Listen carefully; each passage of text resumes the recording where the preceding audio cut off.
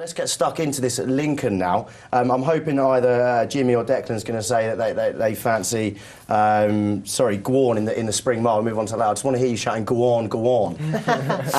but we'll hear about that a little bit later when we carry the Spring Mile. Let's get stuck into the Lincoln, a race for the 4-year-olds. Is it a 4-year-old that's your selection? Who wants to kick it off? I'm quite keen on last year's winner. I know there hasn't been a horse follow-up since the 50s, I think we looked earlier.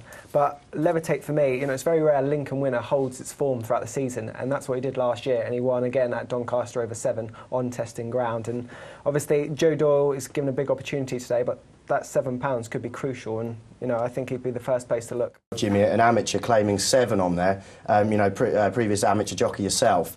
Talking about how the way you would ride this race, I'm just looking at high and low draws and whether they're going to split or whether they're going to go straight down the middle. How would you play it if you were on Levitate today? He's obviously drawn relatively in the middle in 8.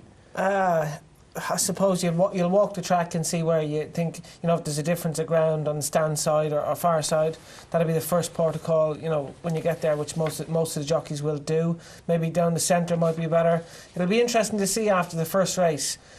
Usually after the first race in a card, when ground has changed, you'll see where everyone decides to go. Yeah. And the jockeys are probably the best judges of where the best ground is. And you'll get the idea, and there'll probably be a bit of a market move then, depending on how the draw goes. You'd like to think so, and then obviously if you're drawing one side and they're inclined to go stand side, it might just put you off what you've decided to back. Yeah. Sorry, go on. Yeah, the horse I like in this is Off Art, the bottom horse. Oh, right, yeah. I think he could be very, very, very well handicapped here. I know he's obviously one of the favourites. He's only run 4 times. He's won his last 3. But on his last run, the horse that finished 3rd to him went on to finish 2nd to top-notch Tonto, who went on to have great form in the Ascot Champions Day, at Ascot in a Group 1. He's now rated 105. That puts this horse in here as very well handicapped, in my opinion. And obviously Easterby's horses, they're flying at the minute. They can do no wrong. I'd say they've probably laid him out for this race and saved him for it. Yeah, I just wonder with some of these horses, and especially Off Art, is whether they need to get a run stuck into them first. But, again, we'll have to wait and see. Certainly around an 8-to-1 shot, we'll get the latest odds from Luke in just a minute. But your view on this, Declan, have you got a fancy in this, or is it a toughie? Yeah, look, it is a toughie. It's, it's the first day of the flat season, and, a lot of these horses are having their first runs. It's on soft ground. It's a big field handicap. We don't know what way the draw is going to work, and how it's going to go. So, it's a tough race, but, this is what flat racing's about. These big field handicaps, if you do manage to get lucky and get the winner in these races, you've got a good price. Exactly, you've got a decent price. I'd echo a lot of what Jimmy said there as well in terms of the draw. We really don't know. As a punter at home, all you can really do is look where the stalls are positioned, which is stand side today. Look where the pace is in the race, which is middle to stand side today. Yeah. And then, then go into the form book yourself. It could just be the way the ground is riding at the track that they go to the far side. We don't know. So it's very important to look at the earlier races. Yeah, certainly. So then looking at the runners in this race, I mean, notable ones, possibly Gabriel's Kaka is the one that's been backed, I think, overnight. Fahy has obviously got a tremendous record at Doncaster. I think it was six winners on the card 2 years ago. Gabriel's Kaka one for you, or is there something else that takes your eye then, Declan? No, Gabriel's... he's one that made my shortlist, but the problem I had with him was relatively inexperienced, and all his form was coming quite small field. So, today could be a shock to the system. He's said to be a big horse, so he's probably progressed again from 3 to 4, and he could be well handicapped. Yeah. But in these kind of races, I do like to go with the horse with the big field experience. Yeah. They usually do come to the fore. They like your Levitates, your Sweet Lightnings, your Jack Revenges, those types of horses. But again, I'm with Jimmy, surprisingly enough. I like Off Art. He was unbeaten in 3 starts last year, has a real progressive look about him. It was interesting what the Easterby said this morning in the Racing Post. We're looking for another unbeaten season. How many times? That's not big for today. That's for the whole season. I just wonder, Declan, whether, all you say about experience in the big field, and it's a big occasion, the Lincoln. No matter, it's a Class 2 heritage handicap, but it is a big race. It's a big occasion. It's a big one to win, and I just wonder whether he's going to be slightly out-muscled and bustled in one of these competitive fields. One that I'd wonder whether you want to touch on is Tullius, which has been backed overnight. Of course, Oisin Murphy, really been anticipating the reappearance of Oisin Murphy on a few boarding sources. He's actually the hottest trainer on the flat at the moment. I believe he's around 60 or 70%. Goes well fresh, Tullius. Is that one for you, Adam? Or? Well, like I said, last season he obviously had an injury and he never really got going. You know, I think he reappeared in October. He had 3 runs, and it was sort of, you know, let's just have a few runs and put him away for next year. But you know, before that, if you look at the season before, he won a Group 3 at Salisbury. You know, he's mixing it with some top class horses in Group 2's listed races. You know, he was holding his own. So he's got a lot of weight to carry today. But like I said, he's got the man of the moment on board. So. I know connections are quite sweet on his chances, and they think he'll be thereabouts. So, you know, you've got to give him a squeak and. Yeah, I mean, of course, previously claiming 5, Oisin Murphy, now 3. I think that's still a positive, really, for me. Yeah. Massively. Any weight that's been given. Like, go on, Jimmy. Gabriel's Caca.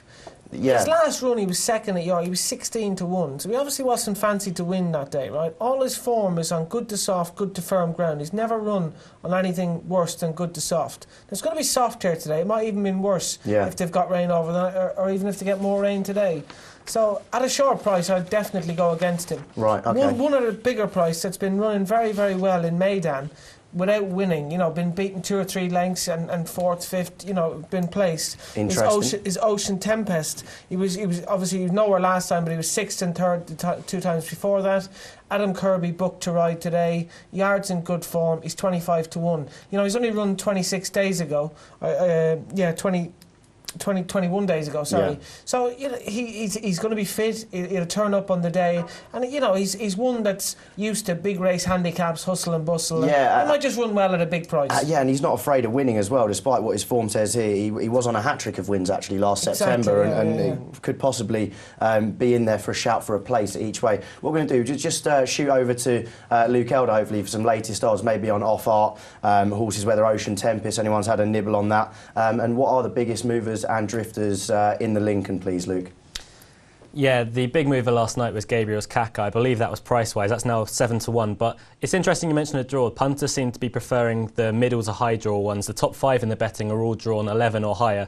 That's Gabriel's Caca at 7-1. Offart and Tullius are in next at 8-1. One more word is 12s, with Sweet Lightning also in at 12s. Then you get to sort of Levitate. And it's a long way down for Jimmy's mention, Ocean Tempest, who is at the moment the 40-1 rank outside of the field. So we'll go back over to you for a reaction on that one. Well, rank outside of the field, mate. You know, don't always follow the market. Follow your instincts, or follow Jimmy Derham. I'm not sure how it would work out. We will get the pundits' tipping table up a little later, and there might be a red face on the panel. To be honest, I'm not doing so well in it myself, but an improvement is reckoned with the flat coming back. Can we have generally your selections then on the Lincoln, a little sort of as for why you've selected them? Yeah, I'm going to stick up Offart. Unbeaten last year, rated 93 now, is a 4-year-old. You know, in these handicaps, you're looking for young, progressive horses who could still be still be ahead of the handicapper, and he certainly fits that bill for me. So I'll stick up Offart. But one I will stick up at a big price is John Joe Neal's Unsinkable, formerly with Richard Fahey. Now. Does he not want to hurdle or something like that? Yeah, I don't know what the story is. John Joe has proved to be decent with flat recruits. He has, well sharp, and then he won the Northumberland Plate with. And he had a Royal Ascot with a 2-year-old, I think. Couldn't give you a date. He did have a Royal Ascot winner with a 2-year-old a few years ago. So a few years ago. He knows how to train. John, he's just a good trainer, John Joe Neal, and his horses are in form. This horse used to be Richard Fahey, now in with John Joe, has a absolutely top claimer in Jason Hartop, taken off 3, drawn in the right place. Son of Hourglass would like the soft ground. I think at a bigger price he could go well. Okay, so it's Offart for you and Sinkable if you're on an each way bet. And for you, Adam, have you got anything to offer, or are you steering clear of this? No, I'm. You know, it's a damning stat, but I'm going to go with Levitate to double up from last year. I know it's a big ask, and it's a reason why horses haven't done it, but. It sounds crazy, but I think this horse is still improving. Like I said, he held his own last season. You usually see a Lincoln winner win and then just free fall down the handicap and not do anything again. But he won another 2 races and was likely campaigned. So, you know, obviously I don't know how good Joe Doyle is, but taking £7 off, you know, he'll enjoy the ground. That's the key thing with this field. He'll enjoy the ground, and he's proven on the course. So why not have a go at 12-1? Who knows? He could be the new Doyler, the new Doyler on the scene. He's only ridden 10 winners, I think, under rules. So I don't know if he was any good at pony racing that before that. But you know, it would slightly question. I'm not saying I don't know the guy, so I don't. You know. I'm not. He rides a him at big home. follower. That's the key. But I know, but sure, you know, there's plenty of people who ride, good horses. I'll take the risk on Mr. Joe Doyle. So you're going to take the risk on Levitate? I'm just saying, obviously, £7 is a huge advantage if you're a good claimer. Okay, but Jimmy, then your selection, so we can, clear up the Lincoln briefly. I'm a big off-art fan. I think he could have loads in hand. For similar reasons to Declan. Yeah, exactly. Yeah, I think could have loads in hand. And again, Ocean Tempest, he's outside of the field, but we often see big price horses. Well, two off arts and Levitate then on the panel. If Billy Blakeman was here, one of our usual panellists, I know that his money, as he stated on the Thursday night show, is on One Word More. The 4-year-old Charlie Hills trained Tom Quilly takes the ride there. One Word More is Billy Blakeman's selection. For what it's worth, I like high there. George Challoner taking 3 off for Richard Fahey's high there, who loves the bit of soft ground and is a massive prize.